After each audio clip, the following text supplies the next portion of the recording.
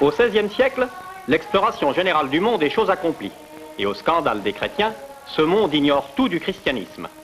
Les missionnaires s'embarquent pêle-mêle avec les conquistadors et les ruffians sur les intrépides caravelles ibériques et entreprennent la tâche démesurée d'évangéliser les rivages de ces immensités qu'on englobait alors dans une seule et vague dénomination, les Indes.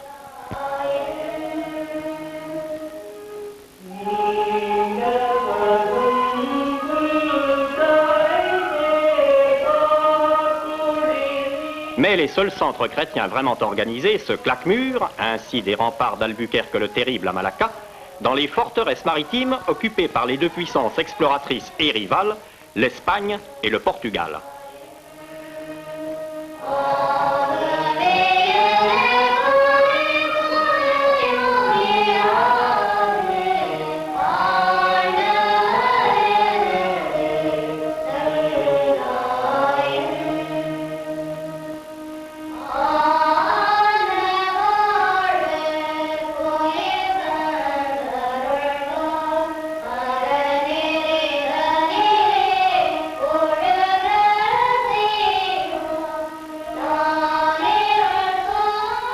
Cependant, vers le milieu du XVIIe siècle, un jésuite avignonnais, Alexandre de Rhodes, qui, basé à Macao, accomplit 5 courts séjours dans le royaume du Tonkin, commença à penser qu'on devrait ordonner prêtres des autochtones.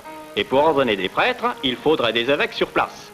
Telles seraient les nécessaires conditions d'une véritable implantation chrétienne.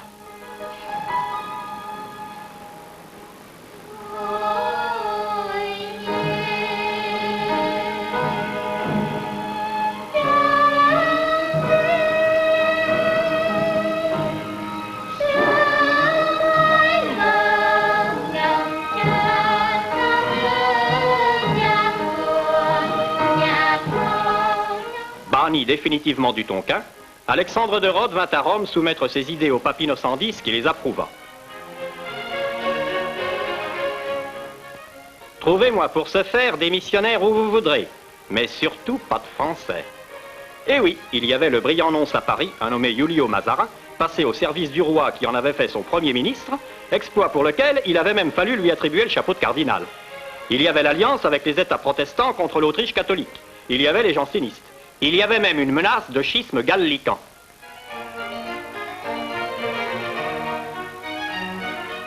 Rhodes se mit donc en route, parcourut l'Italie.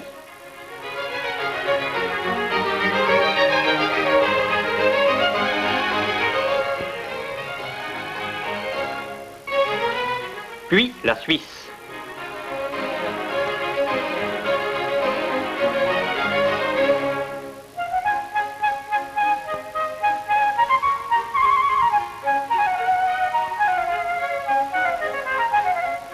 Ça et là, il intéressa, mais en trouvait, je cite, bien peu qui s'enflammassent.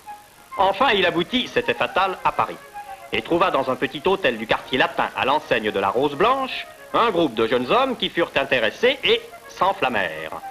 L'embryon d'une organisation missionnaire toute nouvelle se trouvait inconsciemment formé. Elle va être comme la section missionnaire du clergé français, selon le mot de Monseigneur de Guébriant. En 300 ans, plus de 4000 prêtres de tous les coins de France quitteront la vue rassurante des tours de leur cathédrale pour risquer la plus belle des aventures.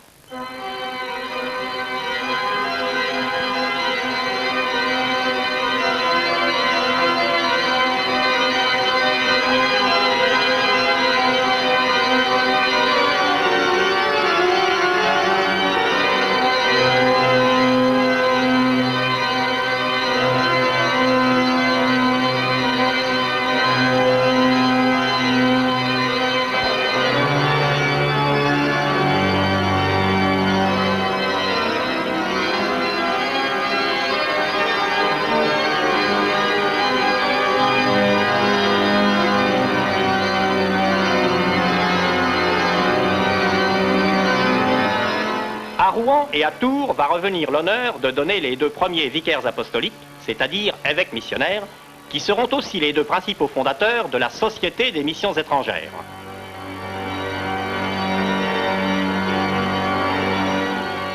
Pierre Lambert de Lamotte était ancien magistrat à la cour de Rouen. Il ira au Siam, au Tonkin et en Cochinchine. François Palu était chanoine de Tours. La nécessité fera de lui un des plus grands globe-trotteurs de tous les temps. Il fut même sans doute le premier à faire le tour du monde d'ouest en est. Il mourra à Moyang, petit village de Chine. En 1663, après avoir établi leur quartier général arrière à Paris, dans l'hôtel donné à cet effet par le vieil évêque de Babylone, les Français vont entreprendre à leur tour la grande aventure missionnaire sur des bases nouvelles.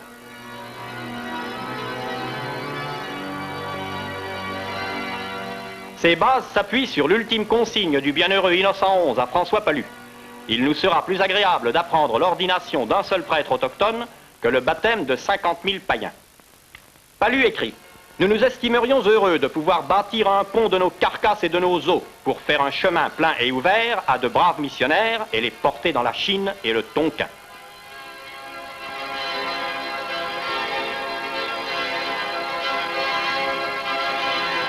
En fait, pont, le voyage durait de 1 à 3 ans. Et après avoir contourné l'Afrique, on sent l'approche de quelque chose.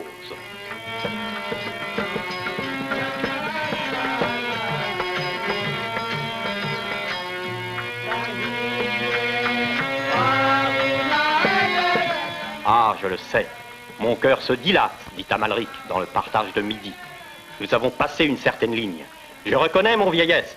C'est l'Inde qui est devant nous. Ne l'entendez-vous pas si pleine qu'on entend le bruissement de ce milliard d'yeux qui cligne? Nous ne reviendrons plus en arrière. Hurrah! Mais nous serons tous morts l'année prochaine! Hurrah!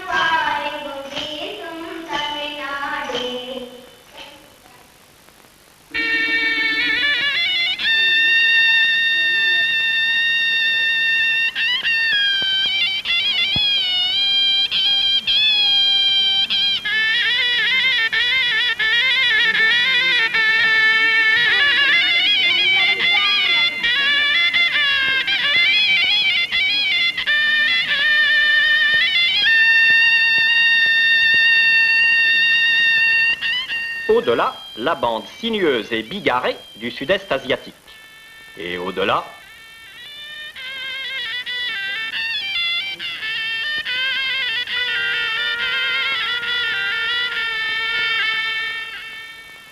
c'est le monde jaune qui commence, encore plus immense, encore plus divers, encore plus formidable.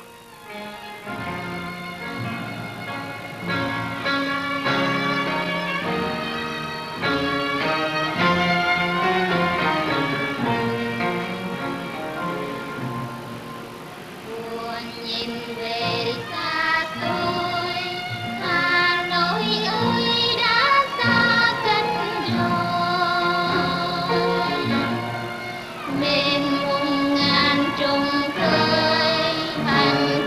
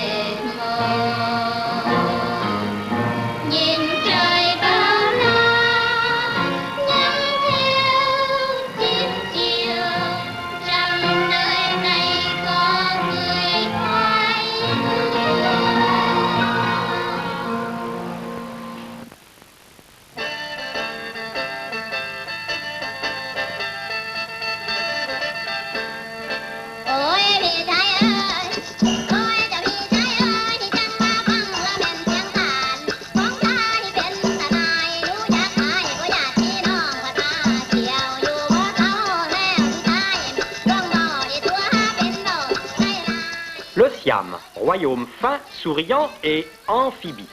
Situé tout juste à la jointure du monde indien et du monde jaune, jouissant d'institutions assez libérales, se révéla alors aux vicaires apostoliques le seul endroit possible pour établir leur quartier général avancé.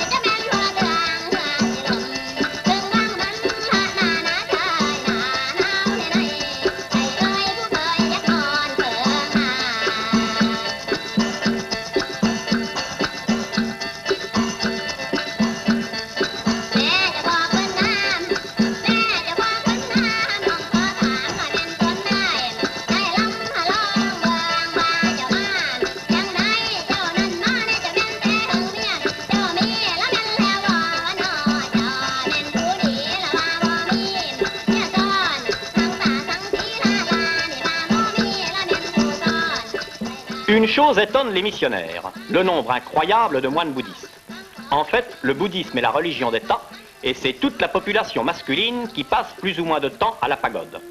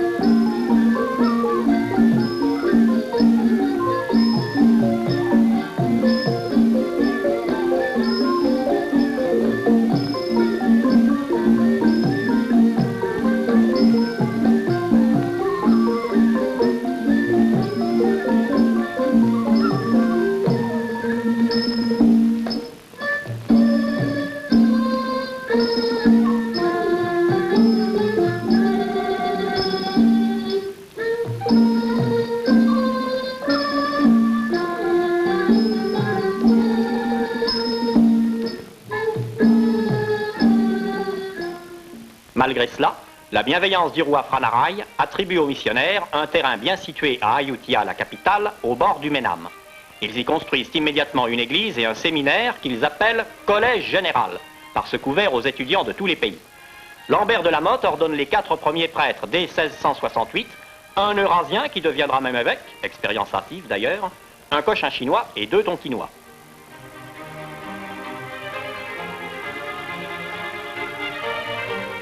Des bâtiments primitifs, il ne reste aujourd'hui que les fondations. Le séminaire, d'après la description qui en est faite, ressemblait à cette bonzerie d'aujourd'hui.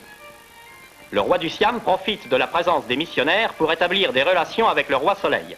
Il envoie en 1684 une ambassade qui débarque à Brest, dont la rue principale perpétue le souvenir.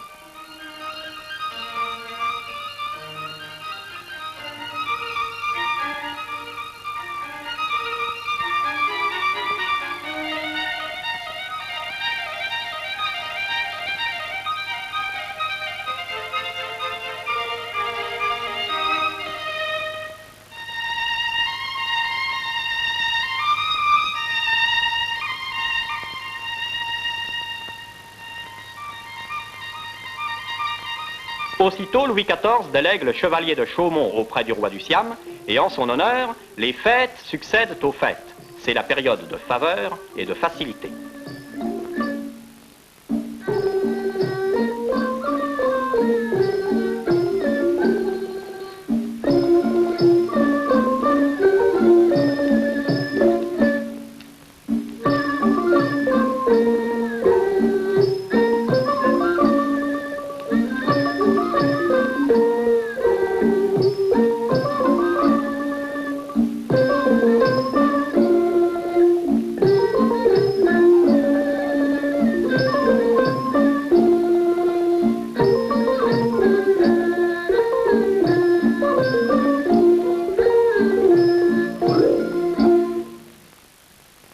Les missionnaires profitent d'une deuxième ambassade en 1686 pour envoyer en France un brillant séminariste siamois nommé Pinto, qui devait ressembler à celui-ci. Appelé à soutenir une thèse, son latin avait fait ce pas d'aise tous ces messieurs de la Sorbonne. Intentio nostra est tantum recipere totum Christum, sed Christus remanet totus in qualibet parte post fractionem speciei, hec pas probatur, quia Christus presentes. Et de là, Pinto alla renouveler son feu d'artifice en présence d'Innocent XI et de tout ce que Rome comptait de beaux esprits.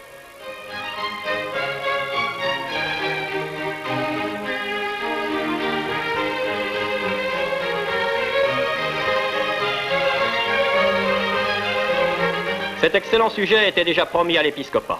Il devait malheureusement mourir prématurément. Pendant ce temps, au Tonkin.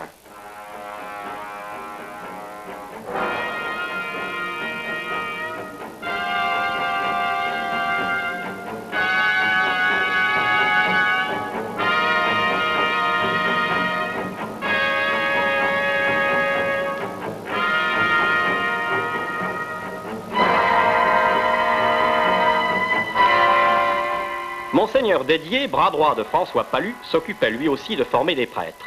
Que peuvent bien cacher d'innocents sampans amarrés à la rive du fleuve Rouge?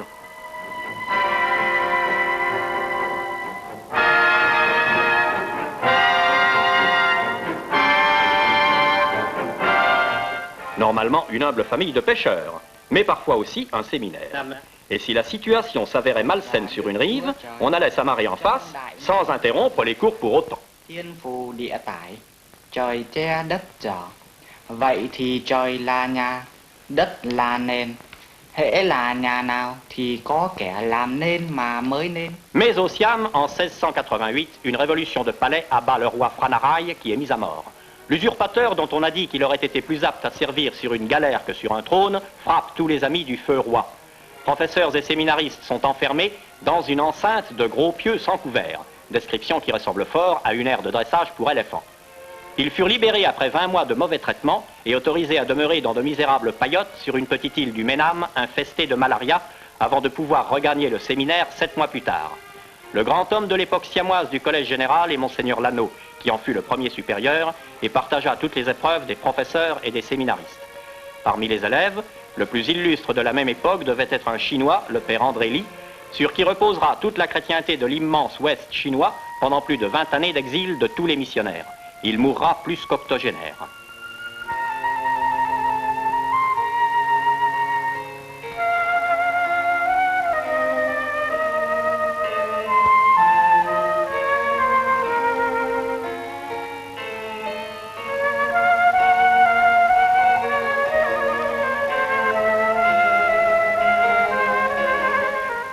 Il laisse un précieux journal de 830 pages que ce clerc vraiment modèle a intégralement rédigé en latin.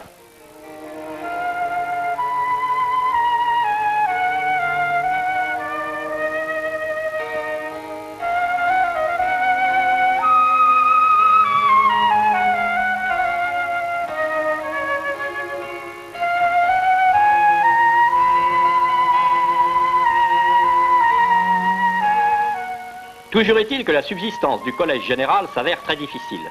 En 1707, Monseigneur de Cissé réalise toute son orfèvrerie épiscopale.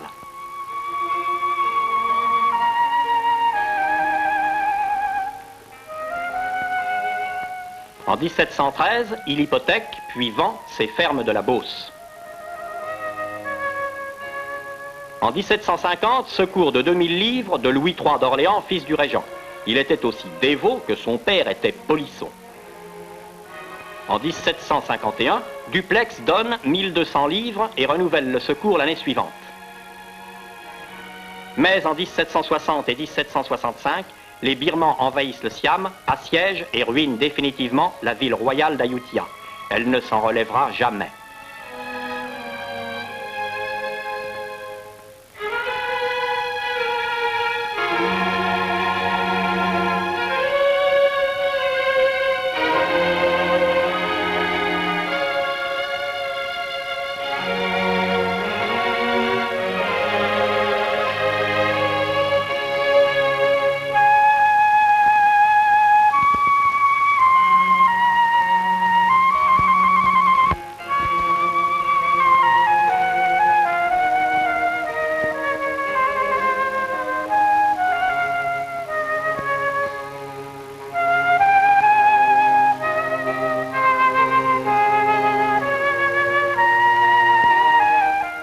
Évidemment, le séminaire dans l'histoire.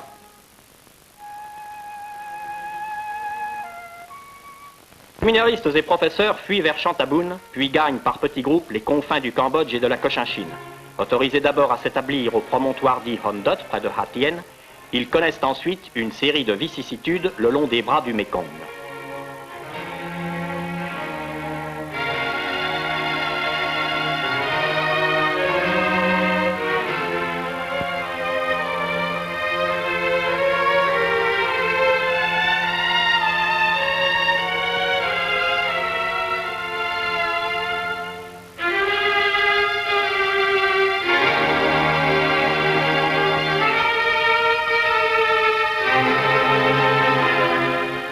Et ce fut là, quelque part au bord du Mékong, qu'eut lieu la rencontre historique du supérieur du collège, Boiret, et de l'évêque de la Cochinchine et du Cambodge, Monseigneur Piguel. La mise en scène en fut si humble qu'une honnête reconstitution est permise. La scène se passe dans le palais épiscopal. Nos séminaristes, dit Boiret, sont actuellement dans un état de dénuement pitoyable. Ils n'ont plus chacun pour tout bien que 3 ou 4 chemises et 2 ou 3 mouchoirs. Comment 3 ou 4 chemises ? Mais je n'ai, moi, que la chemise que voici et l'autre que voilà. Quant au mouchoir, je n'en ai qu'un, et le voici. Mais comme la survie du collège me tient à cœur autant qu'à vous-même, eh bien, tenez, voici tout ce que je possède, sans pistole, prenez-les. Eh bien, prenez, mais si, prenez, n'hésitez pas.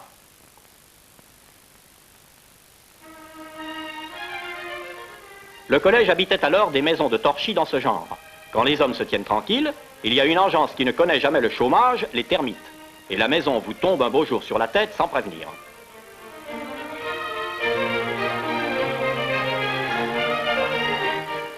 Le grand supérieur de cette époque est Pignot de Béhène, qui fut bien déçu de quitter le collège lors de sa nomination d'évêque de la Cochinchine. Il fut le Richelieu du grand empereur Xialong, unificateur du Vietnam.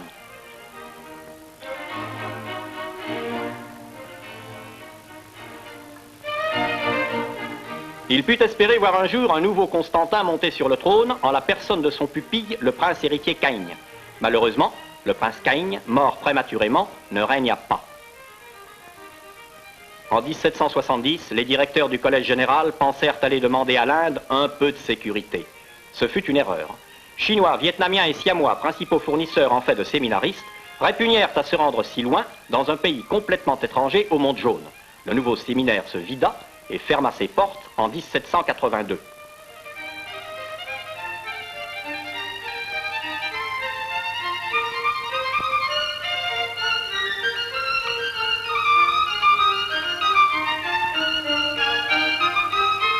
Létondal, le grand procureur qui porta à bout de bras toute la subsistance des missions d'Extrême-Orient à cette époque, commença ses recherches en vue d'un nouvel établissement.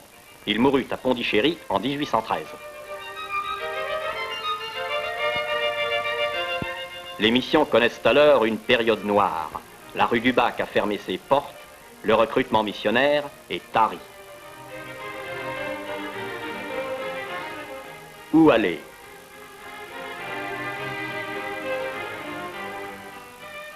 Or, en ce temps où il n'était question ni d'œcuménisme ni d'entente cordiale, Francis Light, bon protestant et bon anglais, qui venait d'acheter l'île de Penang au sultan malais de Kedah, proposa aux missionnaires de venir s'y établir. Ils y trouveraient beau site, climat relativement sain et sécurité relative. C'est tout ce qu'on pouvait exiger.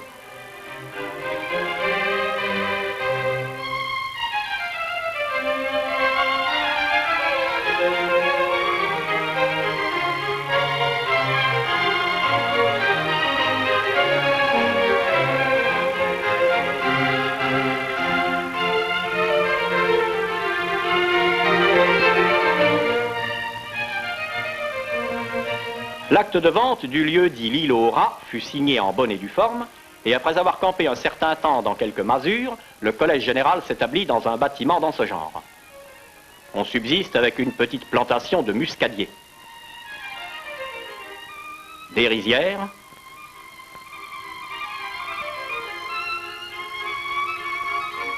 et quelques maisons de rapport.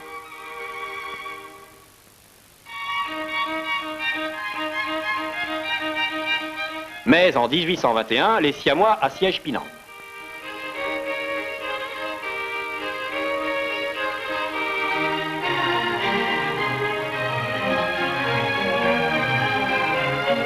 Plus de peur que de mal. Quelques alertes encore dues aux activités des pirates et à celles des sociétés secrètes chinoises.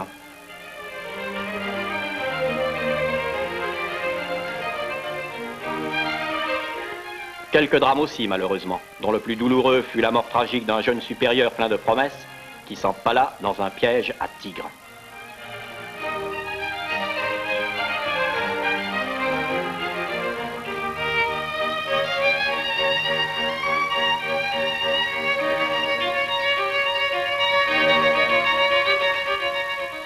Mais tandis que le collège général commence à s'habituer à la sécurité, la persécution se déclare en Chine et se déchaîne au Vietnam.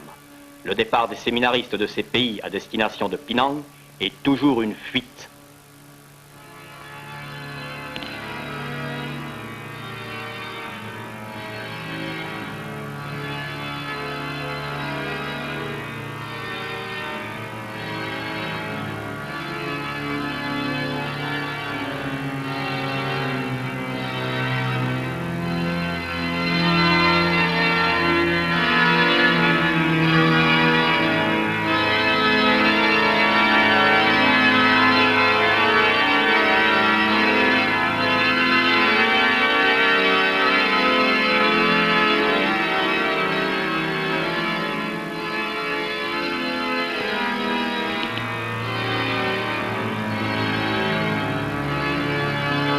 Pour ce genre de contrebande, on a toujours trouvé des hommes, soit des professionnels, cette marchandise-là autant qu'une autre du moment qu'on paye, soit de véritables confesseurs de la foi, comme le jonquier du bienheureux Étienne Cunot, évêque de la Cochinchine orientale, un des principaux pourvoyeurs du collège général.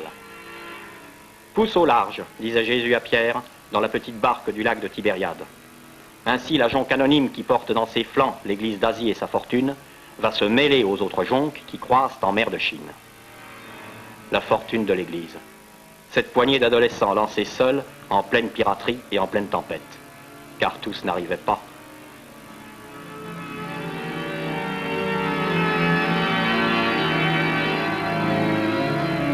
Après leur retour au pays, les périls encourus par les nouveaux prêtres étaient pires encore.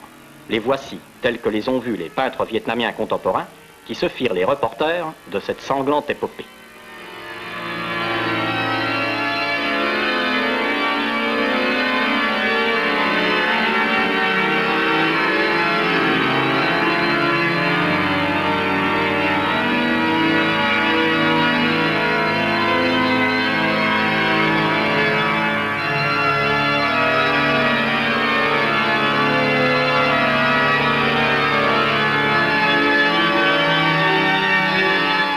Ceux qui refusent de marcher sur la croix sont chargés d'une cangue comme celle-là même que porta le bienheureux du Moulin-Bory.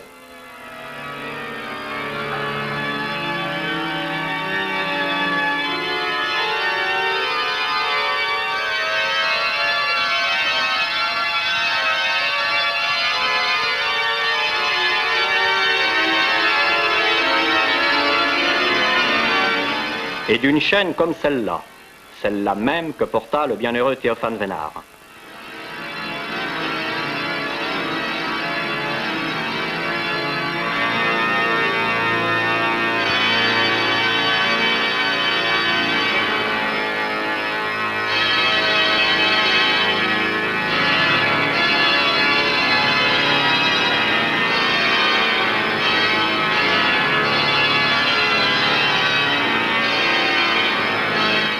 En vertu de sentences comme celle-là, qui est celle du bienheureux Augustin Scheffler, ils furent étranglés avec des cordes.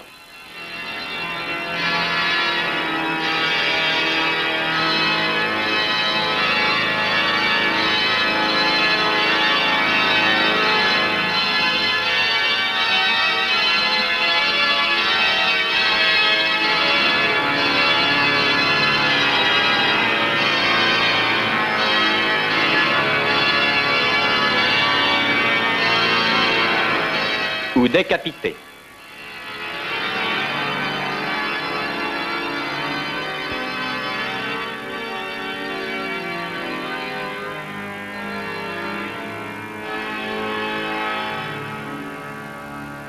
Après les exécutions, les fidèles recueillaient pieusement avec des morceaux de coton un peu de ce sang qui imprégnait le sol de leur pays.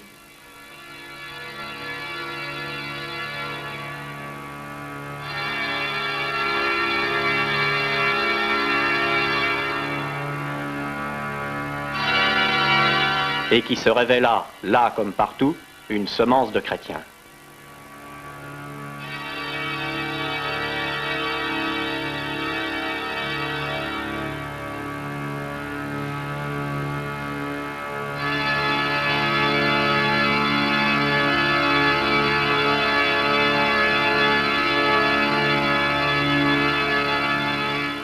Cinquante anciens élèves du collège général subirent ainsi le martyre, et parmi eux, 5 prêtres vietnamiens sont béatifiés.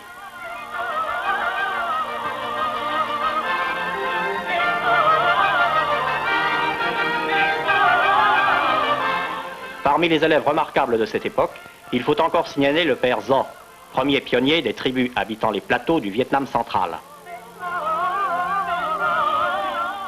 Cependant, au nord de l'Extrême-Orient, 2 événements de la plus haute importance allaient encore grossir les effectifs du collège général. La dramatique ouverture de la Corée au christianisme, où 3 anciens professeurs, les bienheureux Humbert, Mauban et Chastan, donnèrent aussi leur vie, et la réouverture du Japon, où on retrouva les descendants des chrétiens de l'époque de saint François Xavier, demeurés fidèles après 2 siècles et demi d'interruption de toute évangélisation.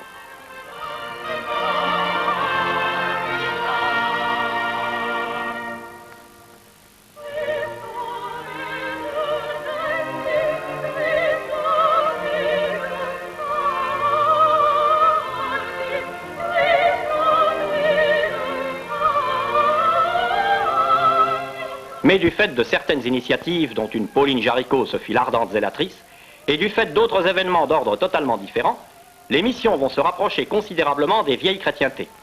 Le voyage d'Extrême-Orient ne durera plus que 2 ou 3 mois au lieu d'1 ou 2 ans.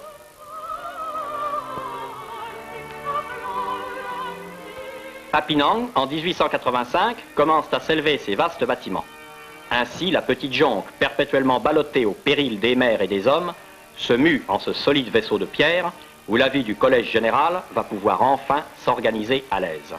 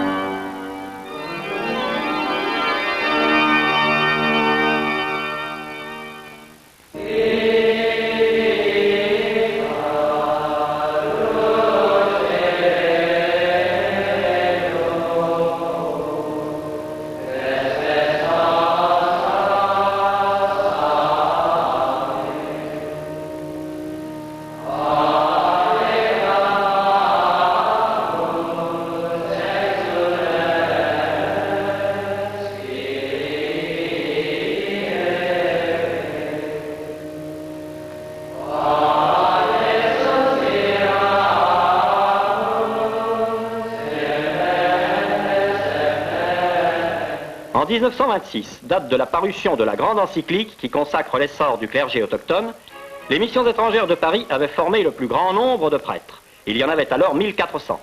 Et dans les 55 séminaires de leurs 37 missions, 3000 séminaristes étaient en cours de formation.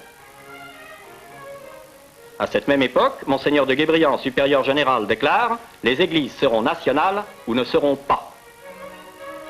Et le rapprochement s'accentue encore. Les voyages durent 1 mois et plus tard 3 semaines.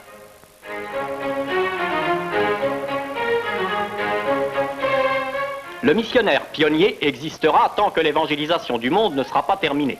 Et le missionnaire classique, chef de paroisse, travaille toujours de concert avec le clergé autochtone.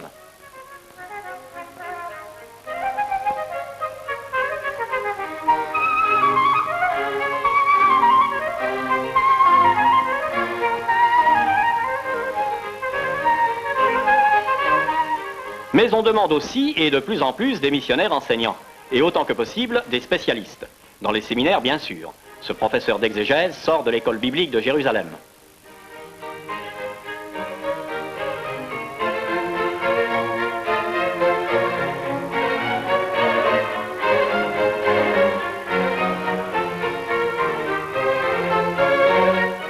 mais même dans les universités laïques. Ce professeur de l'université de Saigon est docteur ès sciences.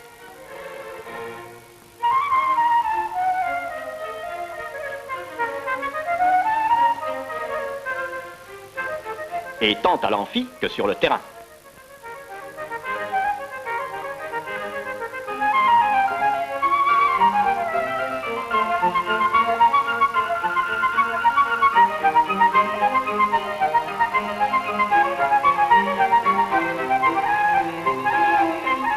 Cependant, de plus en plus, c'est aux 7000 prêtres asiatiques d'opérer l'enracinement profond du christianisme dans le sol de leur pays.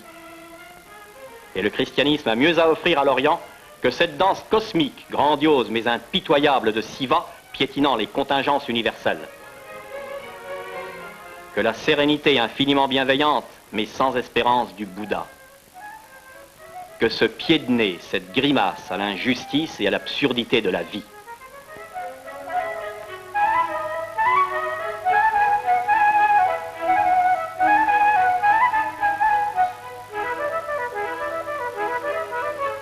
Dans ces pays où il y a du monde, beaucoup de monde, le christianisme enseigne la valeur absolue et irremplaçable de tout homme venant en ce monde.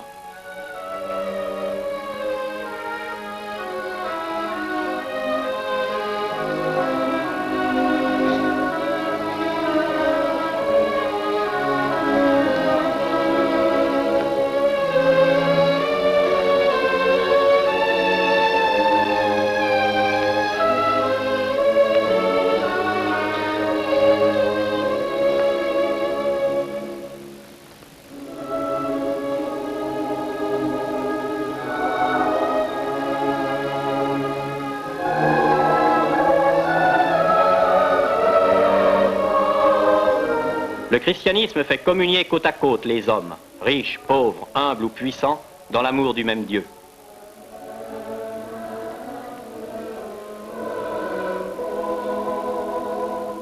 Dans ces civilisations où elles ne comptent pas pour grand-chose, le christianisme, c'est la libération et la promotion de la femme. C'est la découverte de l'amour avec toute sa dimension et toutes ses exigences.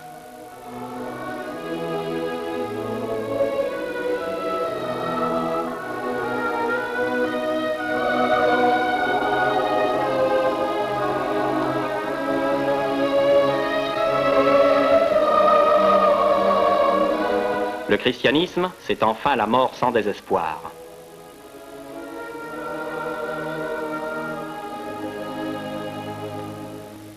Outre la vocation de prêtre de paroisse, la plus indispensable de toutes, le clergé autochtone fournit d'autres vocations, soit qu'elles se dirigent vers les vieilles disciplines éprouvées par les siècles.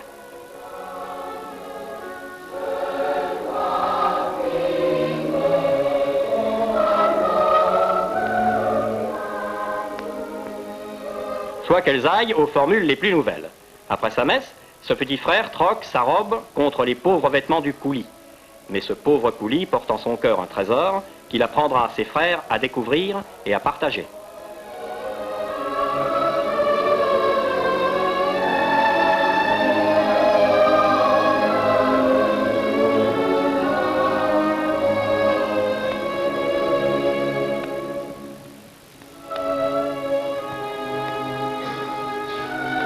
Le prêtre autochtone, enfin, continue d'assurer la vie chrétienne, au besoin clandestinement, au-delà des frontières qu'il n'est plus possible aux missionnaires de passer.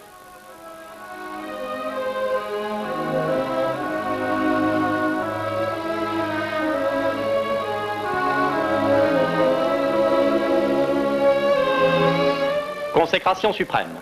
Presque tous les diocèses sont aujourd'hui confiés à des évêques autochtones. Indiens, birmans, thaïlandais, vietnamiens, chinois, coréens, japonais.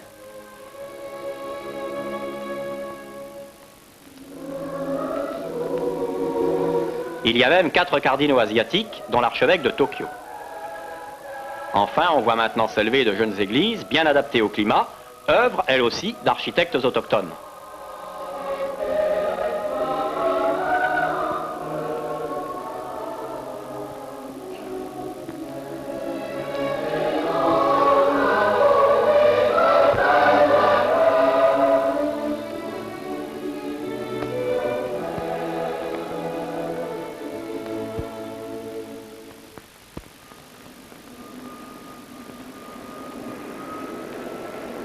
Ce long courrier qui se prépare à décoller cet après-midi de l'aéroport de Singapour se posera demain matin à Paris. Ce splendide oiseau, œuvre du génie de l'homme, un peu effrayant, n'en suggère pas moins la figure d'une colombe et aussi d'une croix. Il oblige les hommes à une mentalité plus universelle, c'est-à-dire plus catholique. C'est même lui qui a rendu possible la réunion du premier concile intégralement œcuménique de l'histoire, qu'il a rassemblé des 4 coins du monde dans son ouragan de Pentecôte.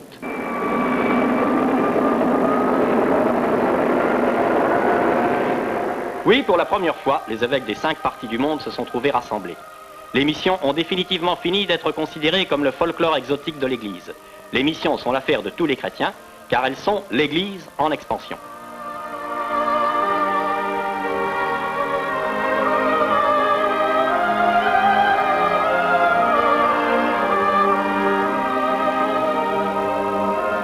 Quant à notre fameux collège général, sa réussite même, tous les SMH dont il est l'origine, lui ont évidemment enlevé une partie de son importance.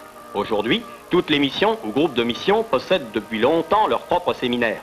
Il n'est plus qu'un grand séminaire comme un autre, dont les séminaristes appartiennent aux races qui peuplent les 3 pays qui l'intéressent. Indiens et Chinois de Malaisie. Siamois de Thaïlande et Eurasiens de Malaisie.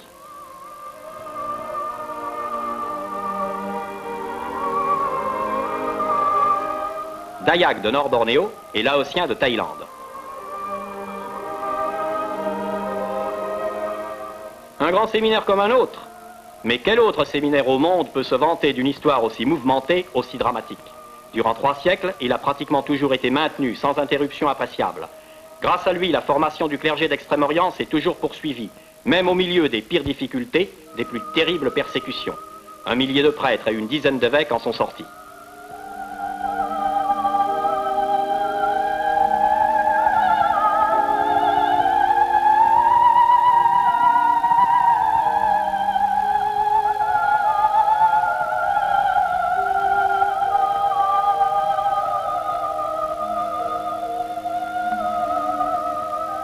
Ainsi a été honorée l'ultime consigne du bienheureux Innocent XI à François Palu, plutôt l'ordination d'un seul prêtre autochtone que le baptême de 50 000 païens.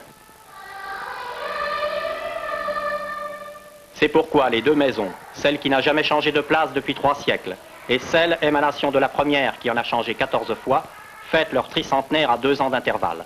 C'est pourquoi les chrétiens d'Extrême-Orient peuvent prier un Dieu qui n'est ni sourd ni aveugle, parce que des missionnaires sont venus leur en annoncer la bonne nouvelle, et qu'ils leur ont donné des prêtres de chez eux.